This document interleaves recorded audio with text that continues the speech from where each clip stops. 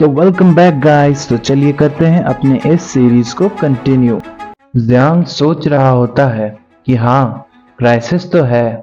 मैं तो सही में खतरे में हूँ क्योंकि मुझे वांग फैमिली के लोग टारगेट कर रहे हैं। पर सेफ जोन का रूल बहुत अच्छा है जो कि किसी को मारने से प्रोहिबिट करता है। इसीलिए वहां पर वांग फैमिली मुझे टच भी नहीं कर सकती। फिर ऐश प्लैंक्स का सीन दिखाया जाता है जहां पर ज्वालामुखी फट रही होती है और स्लाइम्स और गॉब्लिन्स जैसे मॉन्स्टर्स रहते हैं। और एमसी सोच रहा होता है कि फिलहाल मेरा जो पहला चॉइस है ना, और वो कोई भी नए प्लेयर का चॉइस होगा जो कि लेवल 1 से 10 तक हो, वो यही एश प्लेन्स ही होगा। पर वहां पर बहुत ज़्यादा चांस है कि हुआंग फैमिली ने किसी को पहले से ही भेज रखा होगा ताकि वो मुझे आराम से वहां पर निपटा दे। और फिर विक्टोरिया पीक रोड का सीन दिखाया जाता है, मस्त पहाड़ और समुंदर की लहरें। और एमसी तब भी सोचता है कि विक्टोरिया पीक का जो रोड है वो एक्सप्लोरर्स जिनका लेवल 15 से ज़्यादा रहता है सिर्फ वही जा सकते हैं। अगर मैं वहां अभी गया तो बहुत ज़्यादा चांस होगा कि मैं वहां पर मारा जाऊं। पर जहां तक वैली ऑफ द किंग्स की बात है, ये एरिया लेवल 10 के ऊपर वालों के लिए है। और मेरी जो करंट स्ट्रेंथ है, मैं आराम से इस वैली ऑफ द किंग्स में अच्छे से सरवाइव कर पाऊंगा। और वो क्रिस्टल की तरफ देख रहा होता है, फिर सोचता है कि हुआंग फैमिली ने ऐसा तो बिल्कुल भी नहीं सोचा होगा वैली ऑफ द किंग्स के बारे में। और वो निश्चय करते हुए बोलता है, ठीक है, तो हुआंग फैमिली मुझे कोई भी गिल्ड ज्वाइन नहीं करने दे रही है, तो इसीलिए मैं घोस्ट स्टार को अकेले चैलेंज करूंगा और उन्हें दिखा दूंगा। और मेरा पहला डेस्टिनेशन होगा वैली ऑफ द किंग्स। और वो दौड़ते हुए जा रहा होता है चिल्लाते हुए कि मुझे एडवाइस देने के लिए तुम्हारा बहुत बहुत शुक्रिया। और पीछे से वो लड़की एकदम शौक से उसे देख रही होती है और वो सोचती है, वेट, क्या वो वैली ऑफ द किंग्स में जा रहा है, वो भी अकेले? डैम इट, मैंने तो बोला था कि वहां पर ग्रुप में जाओ। वो ऐसा जगह है जो न्यूकमर्स के लिए एकदम सुसाइड की तरह है और ये अकेले वहां जाने की सोच रहा है।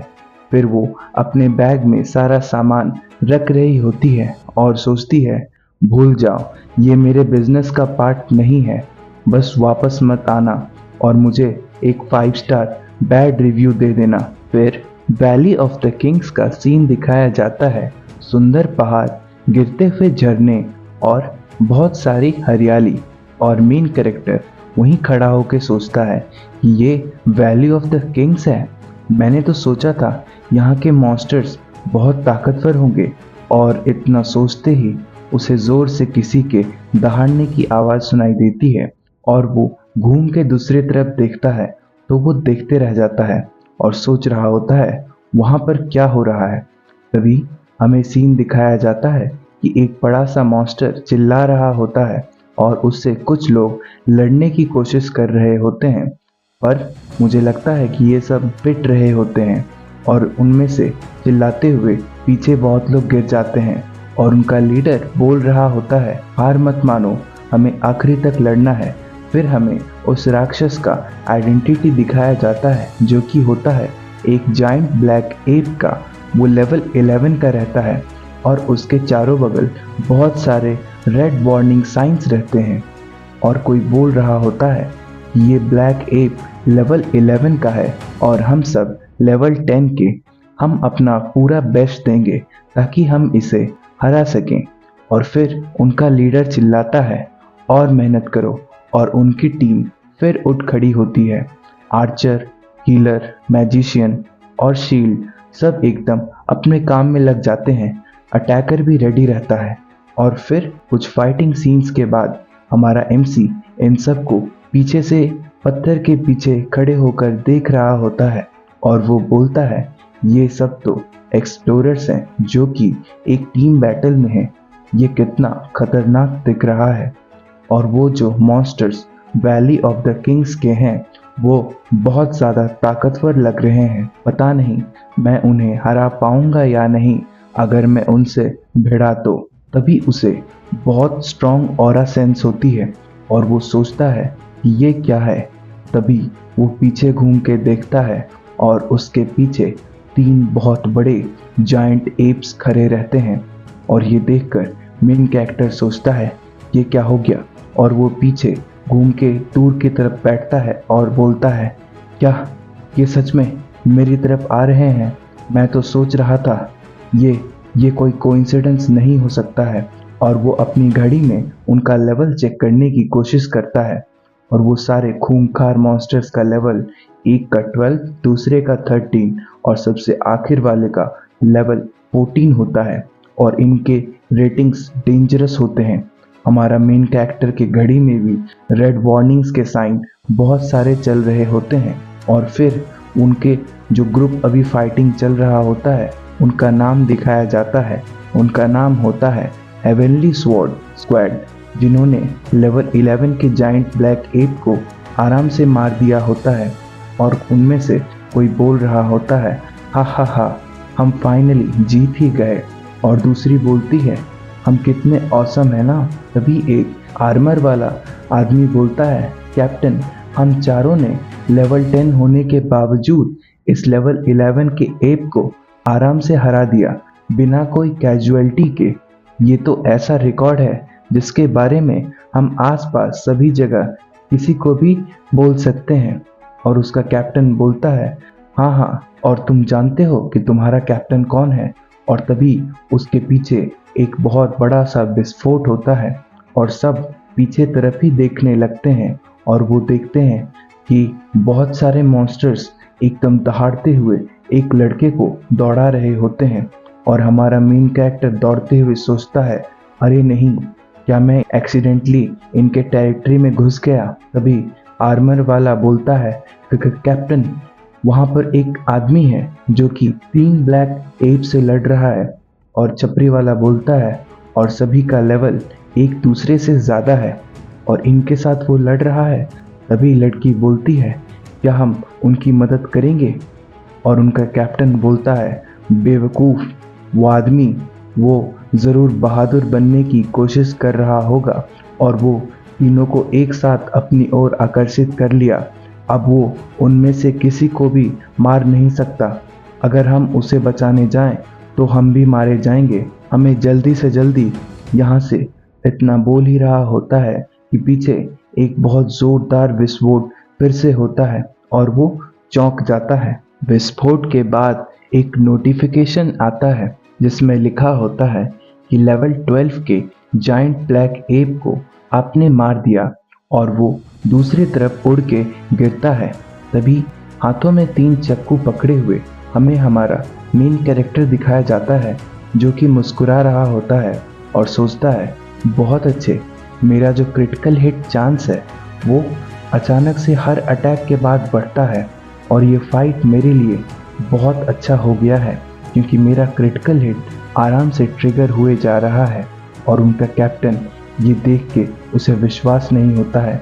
वो अजीब सा चेहरा बनाते हुए बोलता है क्या हमें एक लेवल 11 के ब्लैक एप को लड़ने के लिए इतना मुश्किल हो रहा था, पर इसने लेवल 12 को मार दिया, वो भी 1 सेकंड में। और छपरी बोलता है वो लड़का वो तो अकेले ही। और फिर अभी तक मेन कैरेक्टर के पीछे 2 ब्लैक एप्स और भाग रहे होते हैं और वो भी सोच रहा होता है कि ठीक है अब अगले की बारी।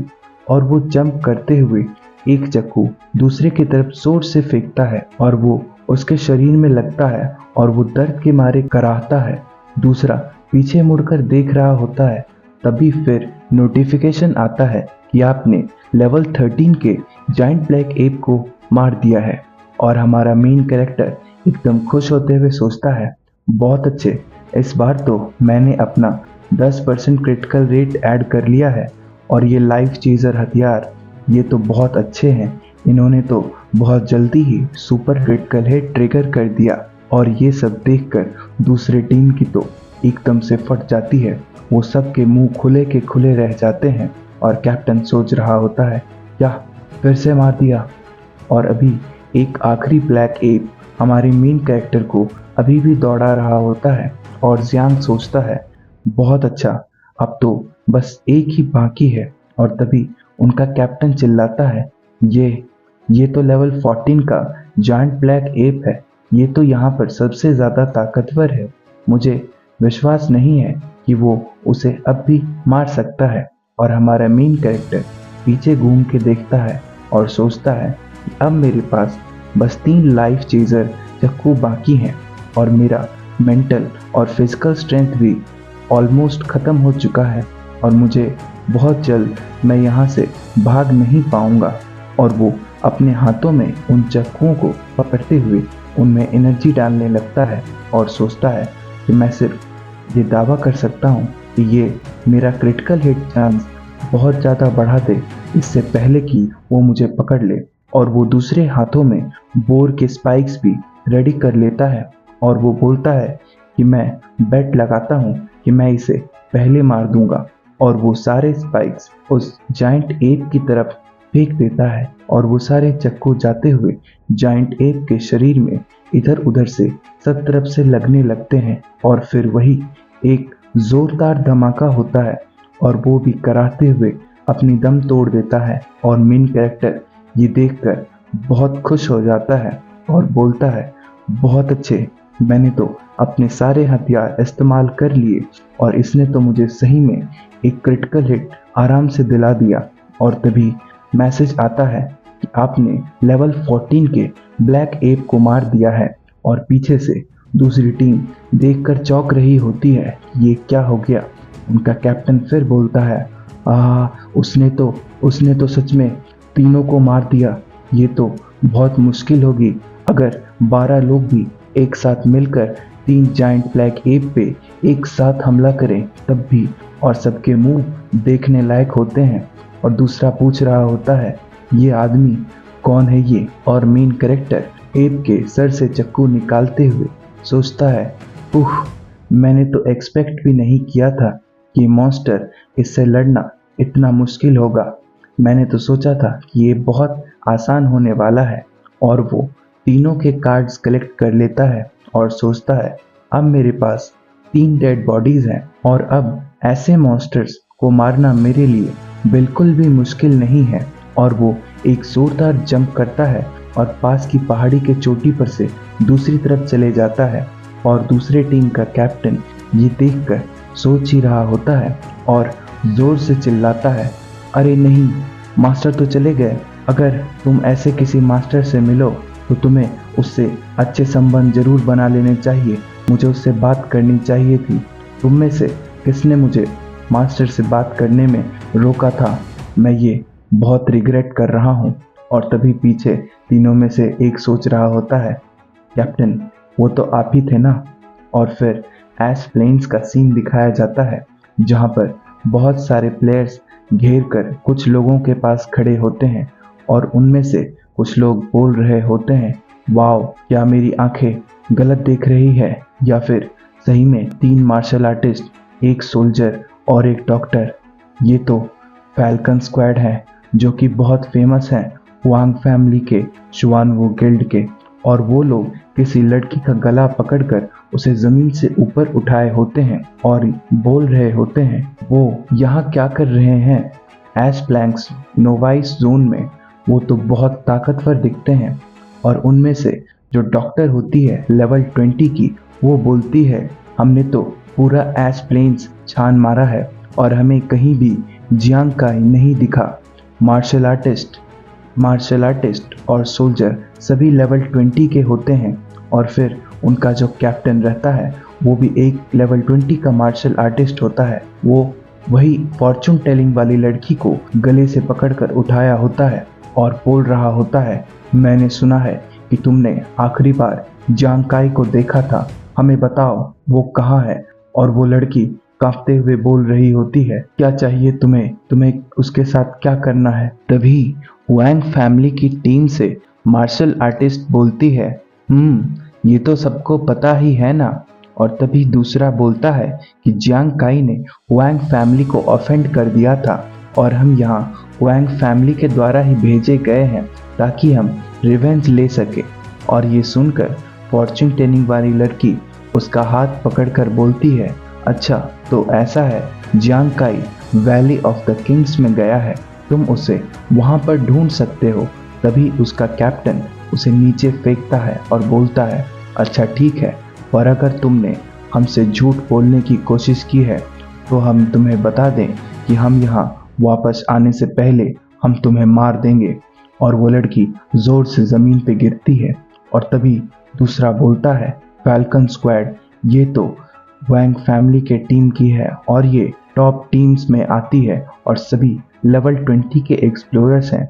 ऐसे ताकतवर टीम का सामना ये जिसका नाम जियांग काई है, ये तो सचमुच आज के दिन मारा ही जाएगा। और वो फॉर्च्यून टेलिंग वाली लड़की कांपते हुए बोलती है, क्या वो सच में इतने ताकतवर हैं? पर उन रूड लोगों के लिए फॉर्च्यून टेलर हमेशा सच बोलती है और मैंने सीक्रेटली उन्हें उनका फॉर्च्यून भी बता दिया था और मैंने देखा कि मोस्ट लाइकली जब वो जियांग काई से मिलेंगे तो इस बार उन्हें उनकी मौत मिलेगी। और वो ये सब फॉर्च्यून टेलिंग वाले बोर्ड पे देखकर बोल रही होती है। और तभी एक दिन बाद का scene valley of the kings का दिखाया जाता है। जियांग बोल रहा होता है, बहुत अच्छे, मैंने लेवल 16 के जायंट ब्लैक एप को मार दिया और फाइनली लेवल 6 पे पहुंच गया।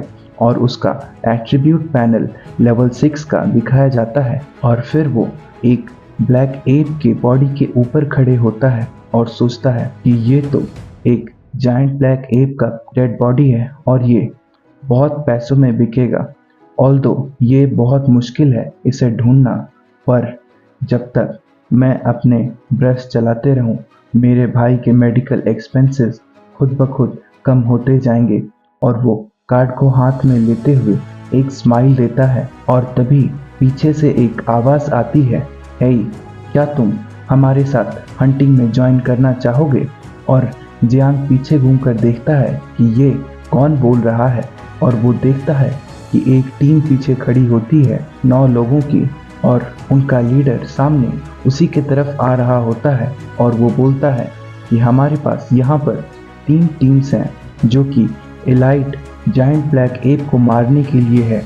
अगर तुम जीते तो तुम एलाइट ट्रेजर चेस्ट पॉइंट ले सकते हो, क्या तुम हमारे साथ ज्वाइन करना चाहोगे?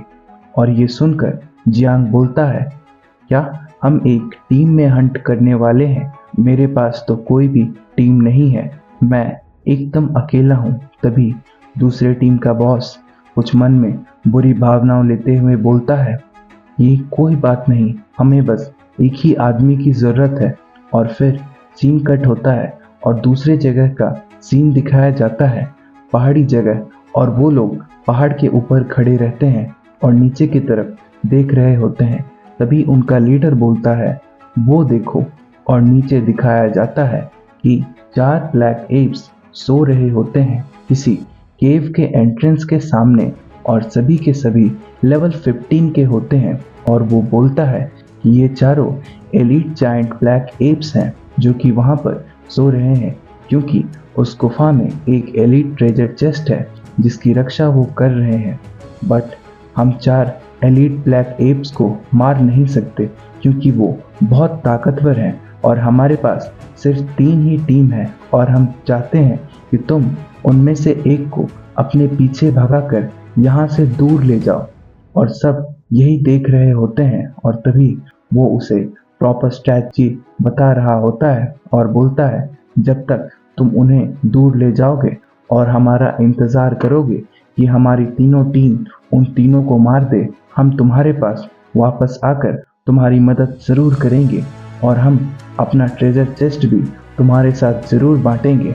और जियांग सोचता है, एलाइट ट्रेजर चेस्ट, ये कहा जाता है कि उसके अंदर बहुत सारी अच्छी अच्छी चीज़ें रहती हैं जो कि बहुत ज़्यादा कॉस्ट करती है मार्केट में, ये डेड बॉडी से कहीं गुना ज़्यादा। अगर मुझे उसे ढूंढना है तो, पर इतना एलाइट पावरफुल मॉन्स्टर ये तो बस एक टीम में ही लड़ा जा सकता है। क्या वो सच में चाहते हैं कि मैं उनमें से एक को उनसे दूर ले जाऊं। और तीनों लोग ग्रुप के, उनकी आंखें लाल हो गई होती है और वो मेन कैरेक्टर की तरफ देख के मुस्कुरा रहे होते हैं। और जियांग सोचता है ये तो साफ साफ दिख रहा है कि वो चाहते हैं कि मैं वापस जिंदा ना लौटूं, इसीलिए उनकी 3 टीमें वो ट्रेजर चेस्ट को अकेले ही लेना चाहती हैं, जो कि एक 4 टीम के लिए बनाई गई है। पर अब जबकि मैं इस पायरेट की शिप पर चढ़ ही चुका हूँ, तो फिर डर कैसा। मैं इन्हें छोड़ नहीं सकता। अगर मैं एग्री नहीं हूँ तब भी। फिर वो बोलता है अच्छा ठीक है, मैं तुम्हारे साथ चलूंगा। और उनका कैप्टन जोर से चिल्लाकर ऑर्डर्स देता है और बोलता है तो फिर ठीक है, चलो शुरू करते हैं। सब लोग ध्यान दो, एक टीम एक बार में। और सब पहाड़ के नीचे एकदम फॉर्मेशन में उतर रहे होते हैं। और उनमें से सबसे आगे होता है हमारा मेन कैरेक्टर जियांग काई। और ये सभी लोगों को आता देख नीचे के एप्स भी उठकर चौंक रहे होते हैं कि ये क्या हो रहा है, उन्हें भी समझ नहीं आता। तभी उनका कैप्टन चिल्लाता है भाइयों काम पे लग जाओ। और जियांग बोलता है मैं यहाँ हूँ। और वो जोर से एक एप के ऊपर हमला कर देता है और वो एप एकदम गुस्से में उसके तरफ भागने लगता है। और जियांग भी सोच रहा होता है अरे ये क्या। उनका लीडर हंसते हुए बोलता है हा हा हा, बुरा नहीं है, उस आदमी ने तो सच में कर दिखाया। और फिर वो बोलता है अब तो हमारे पास ट्रेजर चेस्ट बांटने के लिए एक टीम कम होगी। अब यहाँ पर जितनी टीमें बची हुई हैं वो इन सब से अपने मौत तक आराम से लड़ सकती है। और दिखाया जाता है कि सब उन सभी एप्स को फेस करने के लिए एकदम रेडी उनके तरफ दौड़ रही होती है।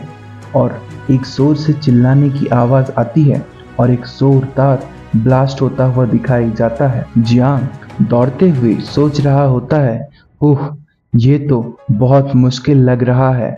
और उसके पीछे एक जायंट एप अपने हाथ फैलाते हुए उसे दौड़ा रहा होता है। और जियांग सोचता है कि इस ब्लैक एप के एट्रीब्यूट्स तो वो जो ऑर्डिनरी वाले थे ना उससे लाखों गुना ज़्यादा हैं। और अगर कोई ऑर्डिनरी एक्सप्लोरर यहाँ पे आएगा तो पूरे चांसेस हैं कि वो मर जाएगा। पर और वो कहते हुए एक स्टैंस लेता है, पीछे की तरफ अपने सभी चक्कू फेंक देता है और सोचता है कि मैं कोई एवरेज एक्सप्लोरर थोड़ी हूँ। और वो सभी चक्कू जाके उस ब्लैक एप की बॉडी में जोर से लगता है। और फिर वो ब्लैक एप वही पोस्चर में रुक जाता है और तभी एक जोरदार ब्लास्ट होता है और वो ब्लैक एप भी सभी की तरह मारा जाता है। और एक नोटिफिकेशन फिर आता है कि आपने एक लेवल 15 के एलाइट लेवल जाइंट को मार दिया है। और जियांग काई उसकी बॉडी के साइड में खड़े होकर हंस रहा होता है और सोचता है बहुत खूबसूरत, मैंने तो ये एक्सपेक्ट भी नहीं किया था कि एलाइट ब्लैक एप्स को मैं इतनी आसानी से मार दूंगा और वो मेरा क्रिटिकल हिट बिल्कुल भी झेल नहीं पाएंगे। और वो मुस्कुराते हुए सोच रहा होता है वेल तो अब बारी वो ट्रेजर चेस्ट की है और ये मेरा टर्न है कि मैं उनका इस्तेमाल करूं। और तभी उनके तरफ का फाइटिंग सीन दिखाया जाता है। सब उस ब्लैक एप से टीम बनाकर लड़ रहे होते हैं और उनका कैप्टन चिल्ला के बोलता है सभी लोग मेहनत करते रहो और मेहनत करो और तुम्हें ट्रेजर चेस्ट को शेयर करने का मौका मिलेगा जब हम इस चीज़ को ख़त्म कर दें। और वो सबको कमांड कर ही रहा होता है, तभी उसके पीछे से जियांग एकदम धीरे धीरे गुफा के अंदर घुस रहा होता है। और एक जोरदार हमला दिखाया जाता है कि उस टीम के कैप्टन पर भी हो जाता है और वो चिल्लाते हुए पीछे की तरफ गिरता है। और ये जियांग के लिए बहुत अच्छा मौका होता है और वो उस केव में अंदर घुस जाता है। और वो आगे देखता है कि एक बहुत सारे वाइन्स के बीच में ट्रेजर चेस्ट एकदम सोने की तरह चमक रहा होता है।